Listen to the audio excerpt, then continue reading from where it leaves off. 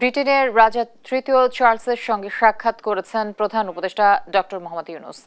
যুক্তরাজ্য সফরের তৃতীয় দিনে এই সাক্ষাৎ অনুষ্ঠিত হয়। এ তথ্য নিশ্চিত করেছে প্রধান উপদেষ্টা প্রেস সচিব শফিকুল আলম।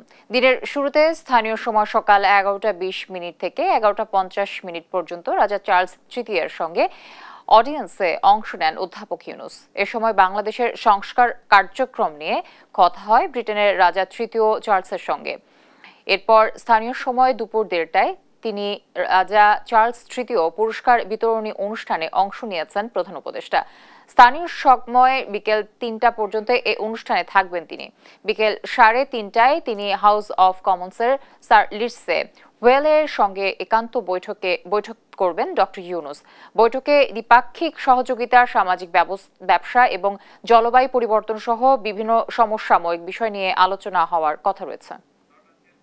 কিং চার্লসের সাথে আমাদের চিফ অ্যাডভাইজারের একটা ওয়ান অন ওয়ান একটা মিটিং হয়েছে। এটা একটা প্রাইভেট মিটিং ছিল। এটা ওনারা দুইজনই ছিলেন ওই মিটিংয়ে, এবং সেই মিটিংয়ে বাংলাদেশের যে একটা বড় রকমের একটা যে ট্রানজিশন হচ্ছে সেগুলো নিয়ে কথা হয়েছে।